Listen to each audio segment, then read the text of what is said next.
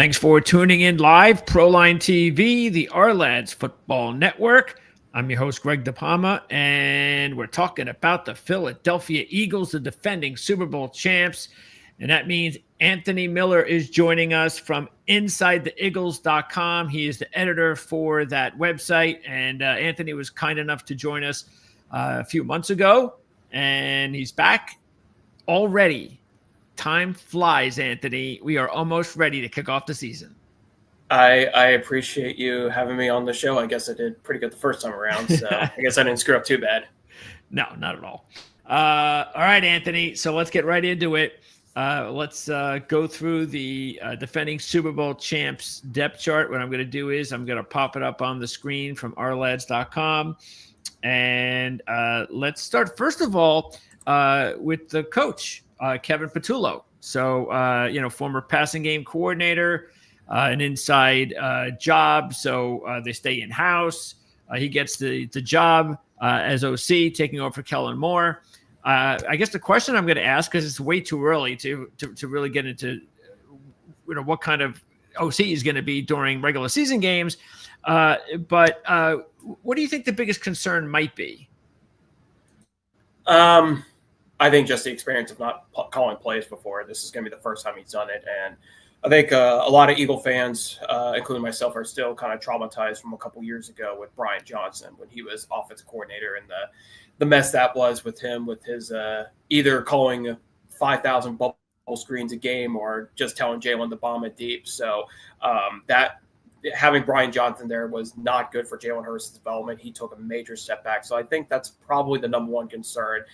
Probably another concern, too, is how much are they going to run the ball this year? I think a lot of people want to see the Eagles throw the ball more and not have Saquon Barkley have like 340 carries like he did last season. I think they want to see a little more balance with the offense, which I like to see, too. But I'm also, at the same time, if it ain't broke, don't fix it. So if the running game worked, they need to stick with that too. So I think for Kevin, it's about, just getting into a rhythm as a play caller. And hopefully, as the season rolls on, he gets a good feel for, when the call runs, when the call passes. Because I think that type of thing takes time.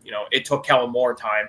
First 4 weeks of last season, he struggled with trying to find that balance when he was trying to throw the ball more. But after the bye week, when he figured out, okay, we need to run the ball more with Saquon Barkley, it completely changed the whole offense after that. So Kevin might go through some of those growing pains also at the beginning of the year, but give him a little bit of time. And, there's enough weapons on this offense. He'll be able to figure it out. Okay.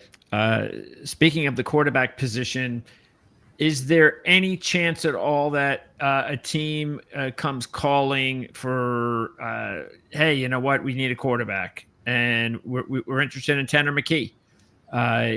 What would it take for the Eagles to make that trade, and is that even a possibility, knowing that if something were to happen to Jalen Hurts, they'd be leaving themselves vulnerable? I think there's absolutely no shot Tanner McKee gets traded. Now, do I think teams are calling? Absolutely, I think teams are calling. I would be stunned if the Saints haven't called already about Tanner McKee. I think it would take probably a second round pick to get him. I think everyone kind of saw in that Bengals game how good this guy is, how efficient he is with throwing the football. And, we saw it last year too. Like when he played in that Cowboys game, It was a short time, but he was efficient there. He took an Eagles offense that was playing second and third strings that next week against the Giants starting defense, and he was still able to complete nearly 70% of his passes. I mean, he's an efficient passer. He's smart with the football. He's not going to put it in harm's way. He's really smart and decisive.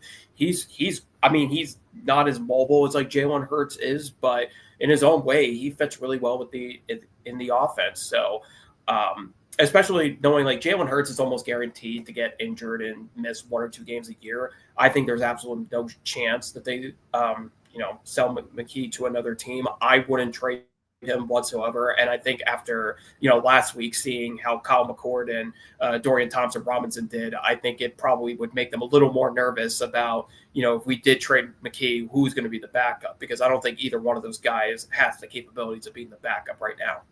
Okay. Who do you think is going to make the team between DTR and McCord? Well, I mean, McCord, I know he's a rookie. More than likely you want to keep him.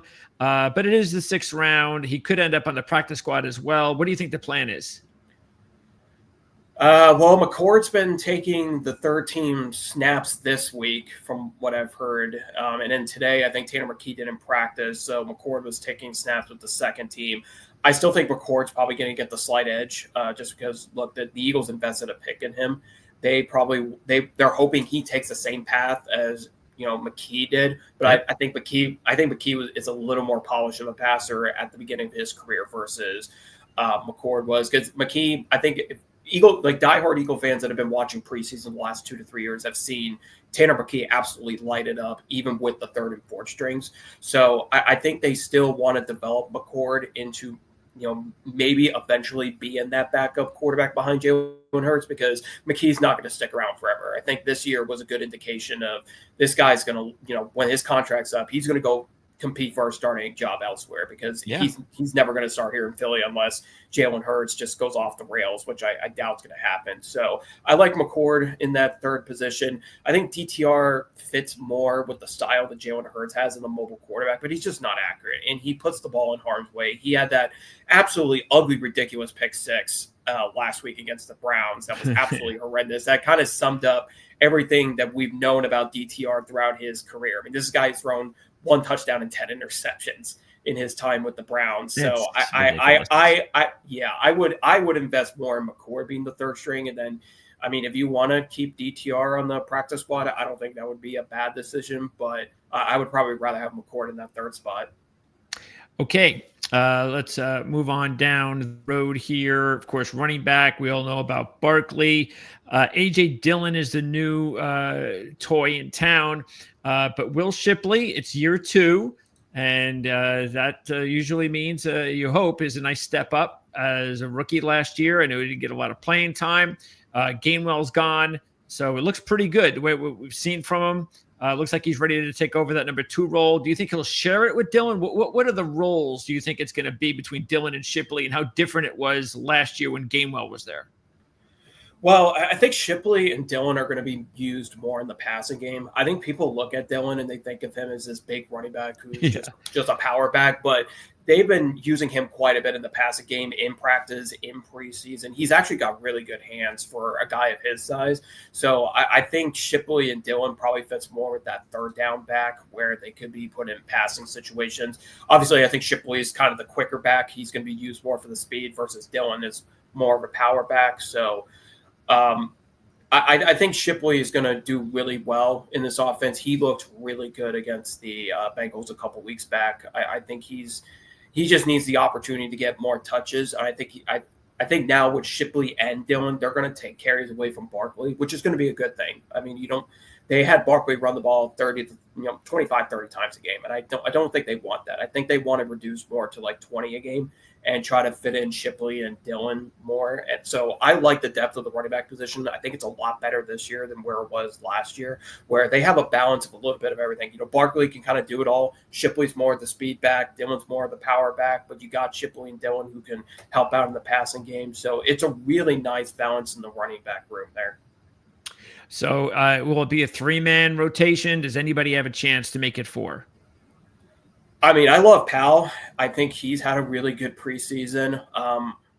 I don't know if they end up carrying 3 running backs or if they carry 4 running backs. I think the problem is that they have to deal with the wide receiver room, which is so deep right now that you may want to carry an extra receiver or 2, especially with some of the lingering injuries going on. I think the backfield is a little more healthier. So I think Powell would be like a perfect fit for the practice squad. So if you needed him, you could elevate him. I really like him. He's a good speed back. Montrell Johnson had a good game against the Browns over the weekend, at least as good as you can when your offense has 88 total yards of offense. But he was one of the very, very, very few bright spots of that offense over the weekend. So he could be another one that maybe is a practice squad candidate, but I'd probably say for now, the Eagles will probably carry 3 backs.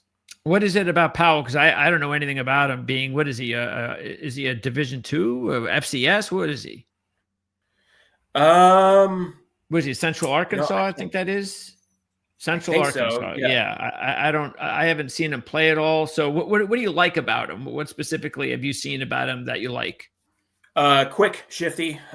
He's a smaller back, Oh so yeah, look at that, yeah, 5'7", yeah. yeah. He's definitely not one you're going to put it in the in goal line situations, but he's got great speed and he can make some nice runs on the outside. So he's had some nice moments where if you get him on a toss play or a stretch play and he runs out to the outside, he can make some moves with his quick feet. So he's kind of more of like a Will Shipley type. Like if Shipley got hurt, I think Powell would kind of fit that role pretty well.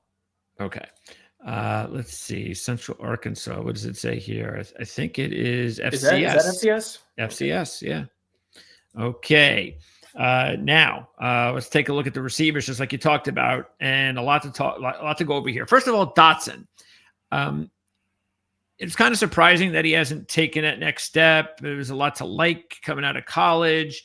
Did he just need a little bit of time now? The year with the Eagles. Do you think it's possible that he could break out and really deliver and give the Eagles, a 3-man rotation, a 3-man starting lineup at receiver that is as good as any in the NFL?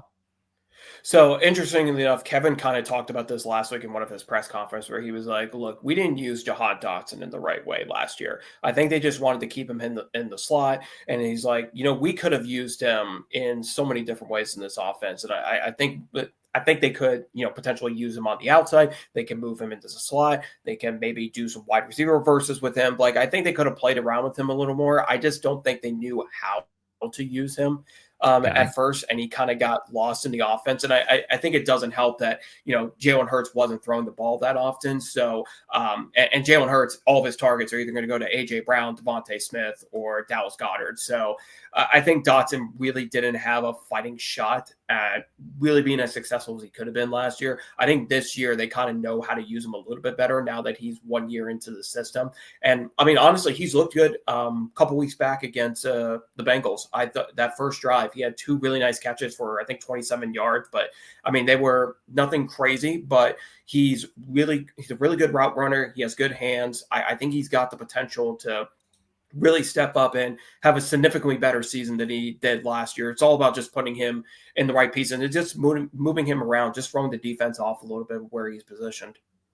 Yeah, too talented. At some point, he could be definitely somebody to keep an eye on as early as this year. All right, let's take a look at the rest. All right, so the Mechie trade. What was the reason to bring Mechie in? And what does that say about the rest of the group? Because there seems to be talent there. So what's the pecking order right now, and why did they make the move with Mechie? I think Howie saw an opportunity to get someone that one is relatively cheapish to get in terms of like draft capital and what to trade for. And I think I saw that the Eagles and Texans have made I want to say 8 or 9 trades in the last few years. So Howie seems to really like going to the Texans to make moves. So I thought that was interesting. The second time this offseason, or the second time this year, they've made a trade with them after the CJ Gardner-Johnson trade in the offseason. So I think Howie just saw an opportunity to add more depth to receiver. And, there's been some guys banged up, I think, Devontae Smith's been kind of in and out of camp. A.J. Brown hasn't really practiced as much here in the last few weeks. They got some minor lingering injuries going on. Johnny Wilson just got injured today. So Mechie's actually coming at the perfect time because, Wilson got carted off. So who knows how severe that is. Terry Marshall Jr., I think, missed about a week or two of training camp because he got hurt. Elijah Cooks missed a little bit of time. He got hurt in the first preseason game, but I think he's back. So there's been kind of a lot of injuries here and there. And I think Roseman just wanted to make sure that they were solid at receiver and they had the depth needed. I thought they already had the depth that they needed already because they have a lot of really good talent. But yeah. I think maybe the injury bug is kind of making Howie a little nervous. So, they gave up Harrison Bryant and a day 3 pick in the draft. So I think it was a really good trade on their part. Okay. Talk about how you think then, if you had to put them in order as far as the bench is concerned, and what do you think there's last spot or two might be between, considering, Terrace Marshall's trying to jumpstart his career again, and Smith is another second-year kid. So talk, as well as Wilson. So talk about the pecking order with the bench. Right now, I think the only question I have is between Darius Cooper and Noah Smith. I think that's going to be the big battle between those two. I think Johnny Wilson has done enough in the last couple of weeks that I think he would secure a spot on the team. Mechie, I mean, you trade him to keep him on the team. You don't keep him, and then a week later cut him. So it's really between Cooper and Smith. And I mean, personally, I would take Darius Cooper. He's been the star of this camp. He's been fantastic. Really? 6 catches, 82 yards, and a touchdown in that first game. I mean, he's been getting praised every single day. It's actually to the point today that typically at the end of practice for the Eagles, they have kind of a developmental period for like the undrafted rookies and maybe some guys that need more development. Darius Cooper is no longer in that conversation. Like he was talking to Jalen Hurts. Him and Jalen Hurts have built some pretty good chemistry in practice the last week plus.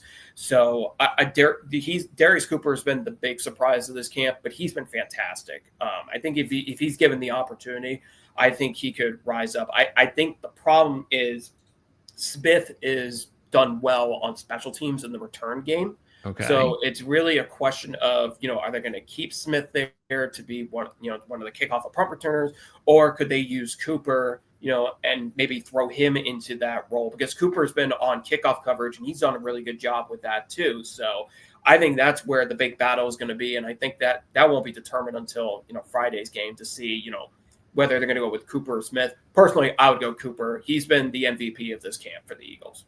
Interesting. Okay. So you think, is it going to be 6 or 7? I mean, if they carry 7, then both Smith and Cooper should be okay. I think they'll get there. Okay. Terrence Marshall, I don't think he'll make the team regardless. He might be practice squad. I think Elijah Cooks, I would really like to be on practice squad too. I think he's had a really nice camp. Unfortunately, he got hurt in that first game against the Bengals and kind of missed a little bit of time. And then Cooper took advantage of that situation and I think kind of thrusted himself into the conversation. So if there's 6 receivers, I would take Cooper over Smith. If there's 7, then I think both will make it okay. And what about Avery Williams? Really not much buzz out of Avery Williams. I don't think he'll make the team. I just haven't heard as much about him. And who would you put in then right now as far as the starting returners? I think Cooper DeJean could be in that conversation. I think Noah Smith can be in that conversation as well. I mean, if they decide that guaranteed lock or anything like that at this point. No, they've been kind of shifting them around. Dillons and Shipley have been used on special teams too, they could potentially be returners as well. So I would maybe watch out for that. I think the trend in the NFL these days has been, it doesn't matter if somebody's quick or fast or anything like that. They seem to be using a lot more running backs and stuff like that on the kickoff returns just because of the new rule changes. So I wouldn't be surprised if Shipley and Dillon would be back there too on kickoff. Okay. Tight end. Let's talk about the tight end position. It looks pretty set, right? You think it's just going to be the top 3? Yeah, I mean, the only other person I think that has a shot is maybe EJ Jenkins. He had a nice game last week, but I think Granson will be the number 3 tight end. I think Jenkins will probably be on the practice squad once again for this team. But tight end is pretty set there. Okay, now the big story of the offensive line, of course, was who was replaced Becton. Steen, who looked like he was going to be the starter last year, gets injured. Becton comes in, and it's over. Becton's got the job, as we all know. Now he's gone. I guess Steen's back in there. And then Dickerson gets injured. So what's the status right now at guard for the Eagles? Tyrosine, there's no I think a lot of people thought there was going to be competition, but I think it's been pretty clear for the last few months that Tyrosine's the favorite to win that job, and I think he's pretty much secured it. He's had a nice camp. He's had a good preseason, so I feel pretty confident he'll be able to hold his own at right guard. In terms of Dickerson, looks like Brad Toth would be probably the starting left guard if Dickerson's not ready to go for week 1, but seems to be all indications that they're trying to push for him to be ready by week 1. I personally would like to hold him out for the first few weeks of the season just to make sure he's 100%, because he's dealing with a meniscus injury, and that can be pretty serious if he gets injured again. So with Dickerson, I'd probably rather play it safe there and just start Toth at left guard. But yeah, we'll have to see how that goes. I mean, Kenyon Green has also been banged up, so I don't know if he's going to be ready yet, or I don't even know what his status is going to be. He may not even make the roster at this point. I'm not really sure. He hasn't had the greatest camp. He's been kind of jumping between number 2 and number 3 at the guard position. So, I mean, I don't even know if he's. I mean, he might make the roster, or he might be a practice squad. I don't know. That's going to be kind of another question in itself there. Okay, then how does the depth look as far as who's fighting for those jobs? Yeah, it's a lot of rookies right now that it's going to be the interesting question. Like, I know Cameron Williams, I think with their 6th round pick, I don't know if he's going to quite make the roster or not. I mean, Matt Pryor is going to be probably the backup right tackle, and Pryor, I wouldn't be surprised if they try to shift him in at guard and tackle just to have some stability there. I think it depends on how many offensive linemen they end up carrying, whether they do 8 to 10. I'm not sure where they're going to really go with that. Drew Kendall, I think, is kind of an interesting one as the backup center. I know Brett Toth was taking some snaps there, but there's been a lot of issues with the center position outside of Cam Jerkins, because I know like Trevor Keegan, they were really hoping he might be able to step up, and he has not had a good camp. I don't know if Trevor probably is not going to make the team because he's had some really bad snaps in training camp. So Kendall probably takes that backup role. But I think it's going to be a matter of, are the Eagles going to carry 8? Are they going to carry 9? Are they going to carry 10? I'm not sure. But it's going to be a younger, at least the interior guards are going to be a little bit younger. I mean, Lamb comes from Miami, so he's got some playing experience. Matt Pryor's got playing experience as well too. So the tackle positions will at least be more veteran, which is, I think, what I would want out of my offensive line, and the rest of the guys can kind of develop. But it'll be interesting to see, because they drafted, I think, like 3 offensive linemen. So it's just a matter of how many of them are actually going to make the roster and how many of them are going to sit on the practice squad for a year. And that includes Holland Pierce? Yeah, I mean, he's probably at best practice squad. I don't know if he even makes the practice squad, unfortunately. There's not been a ton of buzz around him. From the preseason game I've seen, he's looked decent. I mean, last week wasn't great for any of the offensive linemen on the Eagles. I think they all kind of struggled in their own way. So it'd be cool if Pierce gets the practice squad, because I think he could be a guy they could develop. I mean, with his size and what he can do on, pulling plays and stuff like that. I don't know if I would necessarily let him walk. I would maybe try to keep him and see if they can develop him for 1 year and see how he looks next year. And they're all in on trying to develop him as a guard. Yeah, that seems to be the indication at this point right now. Okay. All right. Let's now move on to defense, and taking a look on this side of the ball. Of course, at least Vic Fangio's back. They don't have to deal with a new coordinator there.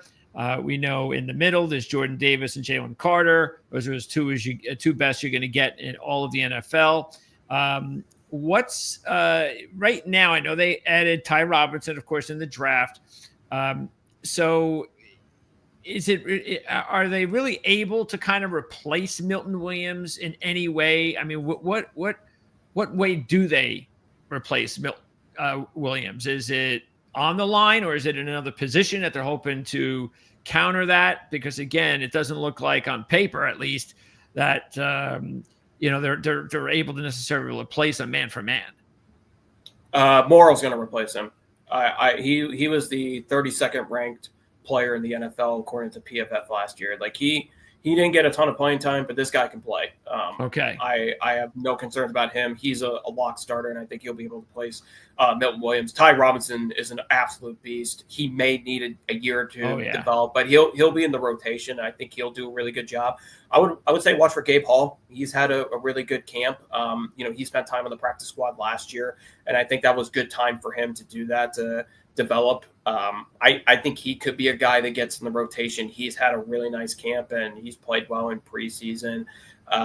Byron Young's got experience, so I would say watch out for him to be a solid backup. I don't know how many defensive linemen they'll end up carrying, but those three that you have at number 2 are good.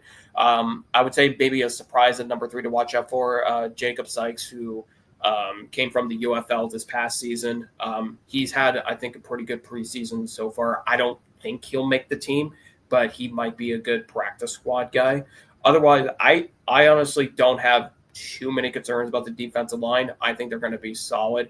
There's a reason why they traded Thomas Booker away, because of the performance of Gabe Hall, and giving Vic Fangio the confidence that, if they roll with those 6 guys that you have there at the, first and second string, I think they're going to be just fine.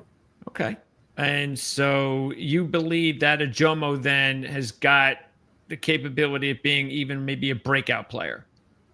Yes. Yeah. He's been much discussed as offseason. I mean, he's got similar size. He's similar play to like Jordan Davis and Jalen Carter. I mean, I don't think he's as talented as them, but he's right there with them. Like, I think he can absolutely get the pressure on the quarterback as much as they can, and he's a good run stopper. So, I like his chances of really breaking out this year, and kind of similar to, how, Josh Sweat and Milton Williams early in their careers, they kind of broke out in year 2, year 3. I think he's on the same level. All right. The linebacking unit is a lot to talk about here. First of all, what's the health status of Nakobe Dean? The last couple weeks, he hasn't been practicing, but he has been doing like sprints and doing like, I guess, feed drills and stuff like that before camp. So right now, I don't know if he's going to end up playing week 1. He just hasn't practiced, so I'm just not 100% that he's going to be ready to go. But honestly, I'm not too concerned about it. Jeremiah Trotter Jr. and Jahad Campbell are having unbelievable camps. These guys are going to be absolute beasts. Jeremiah Trotter he's more known as he's going to be the run stopper. I mean, he's just got a knack for finding the running back and get him locked up at the line or in the backfield. He has had a tremendous camp. I watch him play, and man, it just brings me back to, it almost brings me nostalgia thinking about his dad. Like, he looks exactly like his dad when he's playing out there. It's absolutely insane. I mean, he is wearing the same number and stuff like that, but there is a lot of similarities in how they play. So I love Trotter Jr. I think he's going to have a breakout season, and I think it's going to make it really interesting for Nakobe Dean and what his status will be on the roster after this year. But Jahad Campbell too. This guy's going to be great. I don't know if he's an inside linebacker. I probably prefer him to be on the edge, because he's just so quick. He's almost too quick to be inside. He can really be that edge rusher that they need, but I think they're putting him inside right now so that he can develop and learn the defense and maybe not rush as much into it. But Campbell's going to be great in terms of getting to the quarterback, but he's also been really good in coverage too. I think I don't know if people talk about that as much. I think he can cover, the backs and tight ends as well as anybody else. So I don't know if he'll be rookie of the year, but how successful the Eagles have been with finding good defensive players over the last few years, I think Campbell can be right in line with, the Jalen Carters, Quinyon Mitchells of the world. And Munden, he's more of he'll get some time, maybe special teams, and just keep an eye on him for next year. Probably, yeah. I think Munden he did okay week 1. He wasn't great. I thought last week he had a good week a good game against the Browns in terms of coverage versus stopping the run. So he's developing. He's getting better. But I think he'll be more of a special teams guy. On the edge, this is a big opportunity for a bunch of guys, including Jalix Hunt. So how does it stand now? What's the is Hunt at the top of the list right now? And where's Nolan Smith fit in there? Smith and Hunt are going to be the starters off the edge. Smith, Eagles buyers have been praising this guy all camp. They've been praising Hunt. I think they believe that both guys are going to be absolute beasts on the outside. So honestly, no concerns there. It may take Hunt a little more time to develop, just because this is going to be his first full year starting. Nolan Smith only really got into starting last year as well, but Smith was also second on the team in sacks with over 6. So I do think he's got the opportunity to fill in to where Josh Sweat was last year and be able to replace him really well. So I like where we are starters on the edge. I think the backups off the edge is what's a little more concerning to me. Josh Oche has been the only one that's really played well with camp. Ojulari, I thought, I remember we talked about him a few months ago, and I was super excited about him. He just hasn't had a spectacular camp. He's had an okay camp. Like I would say over the last week, Ojulari's played a lot better, but there's been some questions about if he's going to make this team or not, because, outside of Josh, they're just, the edge rushers have not been great, and even Fangio's kind of made the comment that he needs somebody off the edge to really step up. So I'm a little more concerned about where we are depth-wise right now at that position. I like Patrick Johnson. I think he's had a decent camp.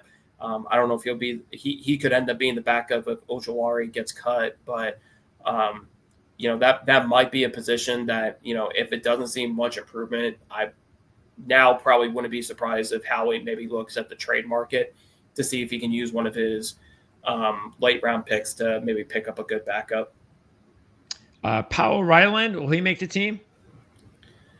Ooh, he might barely make the team, or he might be a good practice squad candidate.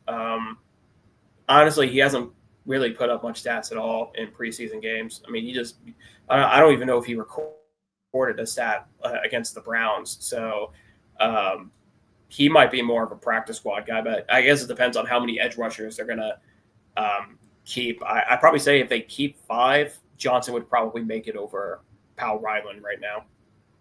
Okay, well, now let's go to the secondary, and I guess the big question is who is going to start opposite Quinyon Mitchell. So how's that going? Is it going to be Ringo? I think you can take him off the list this week. This is the first week where he has not taken first team snaps. He got demoted to second and third team. Oh. So I think Ringo is kind of out of the conversation now. Adoree Jackson's been taking more first team snaps. So I think Jackson's got a good shot of being a starter, but they've also Cooper DeJean's also been playing on the outside as well. They kind of thrown him in a little more this week. Bennett's been getting more opportunities with the first team as well, and then they threw McWilliams in there as well. So I doubt McWilliams is actually gonna start there. I don't even know if DeJean will necessarily be the outside corner. I think it will be on certain packages. He may be on an outside corner, but for the most part, I think they'd rather have DeJean in the slot or at safety. So, I mean, it's pick your poison. The secondary has not been good. It's been a major concern, honestly. So Jackson and Bennett, are you getting the feeling that those might be the top 2 options on the outside? Yeah, and honestly, right now, I probably take Bennett. I think he's looked a little bit better in coverage. Now, he only played last week, and now it's his first game with the Eagles, and he's only been on the roster for like almost 2 weeks. But he had a really nice pass breakup in the game against Cleveland. And honestly, of him, Jackson, and Ringo, he's the only one who's made a play on a pass during preseason, because Ringo's been god-awful. I hate to say that because I really want him to start, but he's just not been good in coverage all preseason. And then Jackson, I've been praising him for his open field tackles. I think he's a really good tackler, but he just hasn't made a play in the secondary. Like, he hasn't had a pass breakup or anything like that. So I haven't been in love with his pass coverage. And I know Fangio is not a fan. I wouldn't say he's not a fan of his, but he definitely said, like, Howie Roseman's the one that wanted Adoree Jackson. It almost feels like Fangio's like, I kind of got stuck with him, so here we are. So I think if I had to pick, I would probably prefer Bennett, but I think week 1, I think Adoree Jackson's going to end up starting right now. Now, that could change Friday, because there's a lot of people out there that are speculating that Jackson could end up being cut too, but I just don't. I just don't see that happening. Can you see McWilliams getting the job? No. Okay. I will say he's had a nice training camp. He's had a nice preseason. I think he'll develop nicely. If they could find a way to develop DeJean into an outside corner, then I think McWilliams would be a perfect slot nickel corner. So only if DeJean plays on the outside, McWilliams is going to be the slot, and that's it. For now, yeah. All right. What about safety? So, of course, we know that Blankenship has had himself a nice career as a CFA. They drafted Makuba in round 2. Sidney Brown is, of course, coming back. So, and you got Tristan McCullum. What do you think? Who is going to be starting opposite Blankenship? Well, I certainly hope Makumba is healthy because he got hurt today, and this week he has been taking more first team reps as the safety. But him and Sidney Brown have been kind of switching back and forth. I mean, Makumba has been the only one in the secondary really making plays. He had a great pick six and a fumble recovery against the Browns over the weekend, so he's kind of been on cloud 9 with the Eagle fan base. I would like to see Makumba start because I think he can develop into being the next CJ Gardner-Johnson. He's got very similar traits to how he plays his game. I would probably prefer to see him there. I just, Sidney Brown, I think he's an average safety. I just don't know if he's a starting safety, but sure. He's had some good moments in preseason. He's a really good tackler. I think he's made some really physical plays. I think Tris McCollum's made some really physical plays at the safety position too.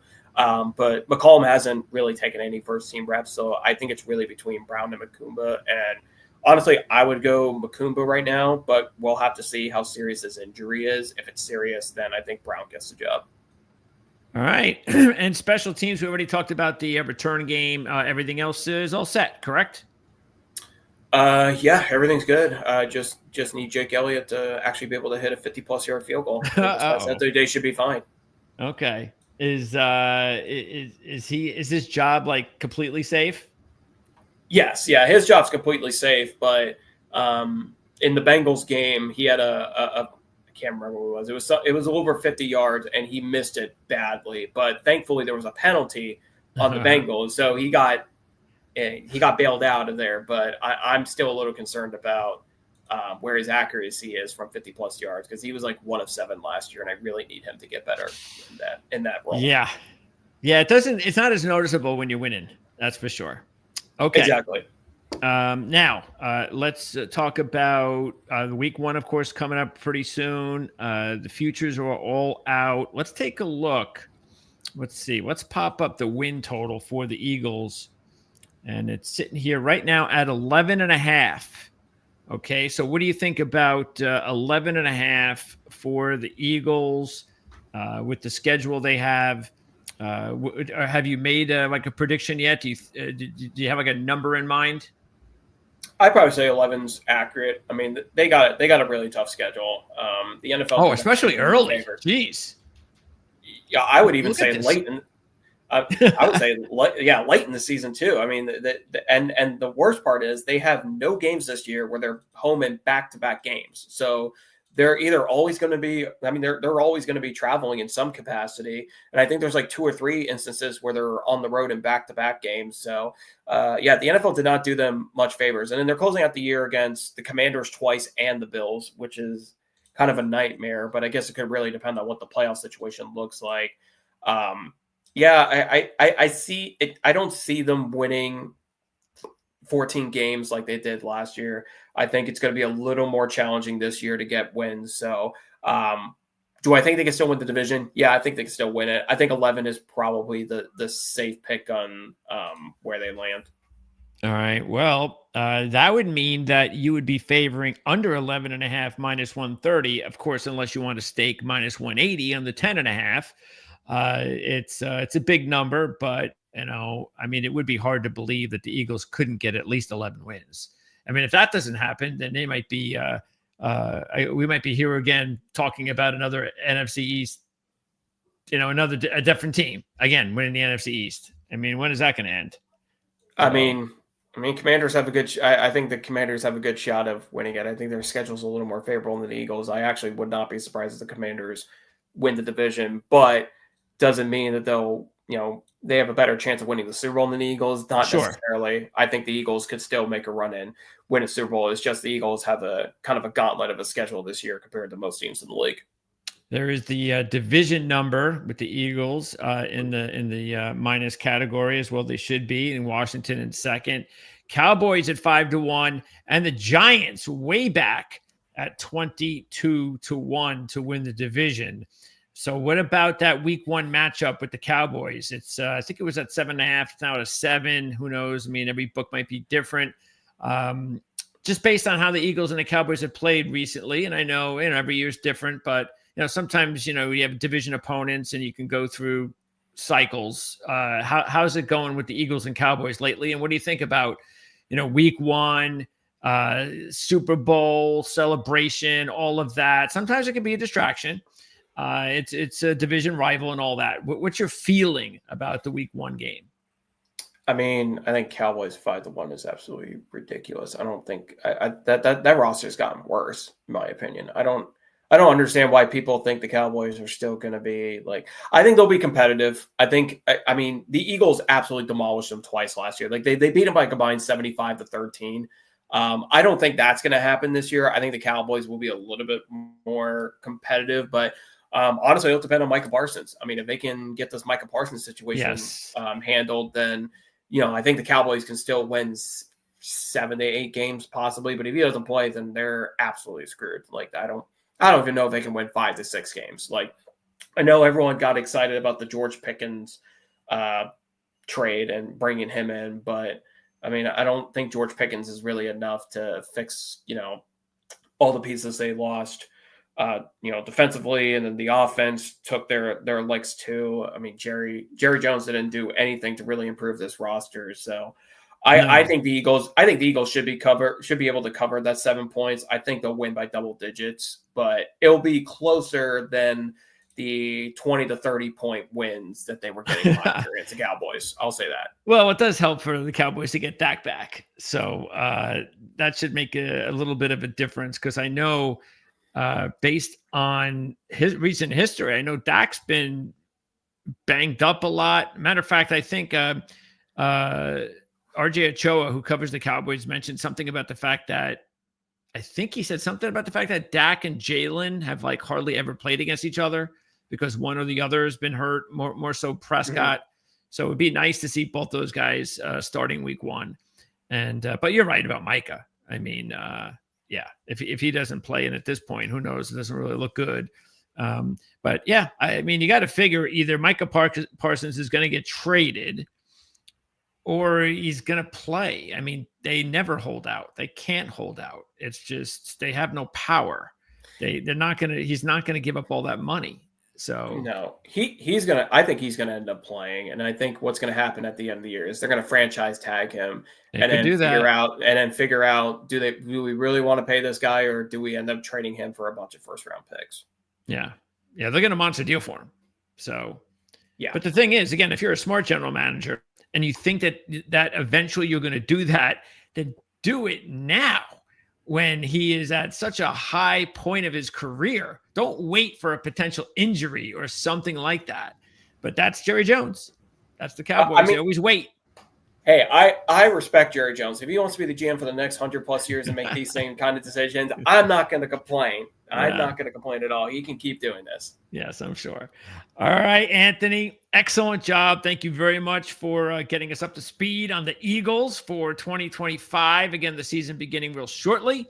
And then, it's going to be that schedule. There's going to be a lot of fun games to talk about. I look forward to having the opportunity to talk to you during the season about games and things of that nature from time to time. So otherwise, I got links in the description, of course, where you can check out Anthony's social media, check out the website, InsideTheEagles.com, and podcasts. What's up with that? Well, I haven't announced it yet, but I am going to be officially launching it on Monday. I'll be doing my first episode then. So I'm going to get it going. So check out social media for the official announcement of your first podcast. New show? Yes. Yep. New show. So it'll just be me. It'll be short videos on YouTube, but we'll be getting started on Monday.